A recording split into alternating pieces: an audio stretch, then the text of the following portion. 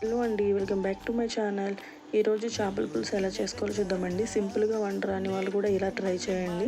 చాలా చాలా టేస్టీగా ఉంటుందండి. ముందు ముక్కలన్నిటిని క్లీన్గా చేసుకున్న తర్వాత అందులో పసుపు వేసుకోవాలండి. రుచికి సరిపడా సాల్ట్ కూడా వేసుకోవాలండి. మీకు ఎంతైతే సాల్ట్ పడుతుందో అంత సాల్ట్ వేసుకోండి. తర్వాత 3 స్పూన్ల వరకు కారం వేసుకోండి. చేపల పులుసుకి కారం ఎక్కువ ఉంటే బాగుంటుందండి. నీచు వాసన అనేది రాదు. కారం ఎక్కువ తీసుకుంటే రుచికి సరిపడా మీరు ఎంతైతే కారం తీసుకుంటారో దాన్ని బట్టి కారం తీసుకోండి. తర్వాత ముక్కకి ఉప్పు కారం అన్నీ పట్టేటట్టుగా మొత్తం కలుపుకోవాలండి. ఇలా మొత్తం కలుపుకున్న తర్వాత ఆయిల్ వేసుకోవాలండి. చేపల పులుసులోకి ఆయిల్ ఎక్కువ ఉంటేనే బాగుంటుందండి. ఆయిల్ కొంచెం ఎక్కువే పడుతుంది. ఆయిల్ వేసుకోవాలి.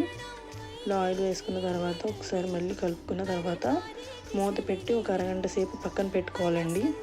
ఇప్పుడు మసాలాకి సరిపడా ఒక 1 స్పూన్ వరకు జీలకర్ర, ఒక 1 స్పూన్ ధనియాలు, 2 రెమ్మల వెల్లుల్లి అండి.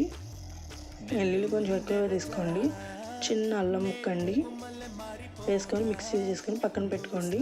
ఒక 3 పెద్ద సైజు ఆనియన్ తీసుకొని పేస్ట్ చేసుకోవాలండి.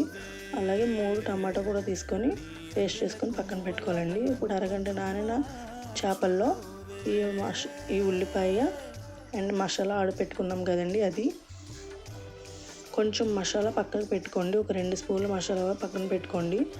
అలాగే టమాటా కూడా వేసేసుకోవాలండి.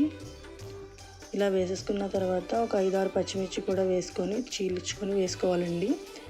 ఇలా వేసుకున్న తర్వాత మొత్తం కలుపుకొని ఇప్పుడు పులుసుకి 150 గ్రాముల వరకు చింతపండు నానబెట్టుకొని ఇలా గుజ్జు కింద తీసుకొని వేసేసుకోవాలండి. ముక్క మునిగేంత వరకు కూడా ఇలా వేసుకొని ఒకసారి కలిపేసుకున్న తర్వాత స్టవ్ వెలిగించుకొని స్టవ్ మీద పెట్టుకోండి. ఇప్పుడు మూత పెట్టుకొని ఒక 10 నిమిషాలు మరగనివ్వాలండి. ఇలా పులుసు అంతా మరుగుతున్నప్పుడు మూత తీసుకొని ఇందాక మనం పక్కన పెట్టుకున్న మసాలా ఉంది కదండి, అది అందులో వేసేసుకోవాలి. పులుసు మరిగినప్పుడు వేసుకుంటే చాలా టేస్ట్ ఉంటుందండి. అలాగే మెంతులు, ఆవాలు ద్వారా వేపుకున్న పొడి చేసుకుని వేసుకుంటే ఇంకా టేస్ట్ వస్తుందండి.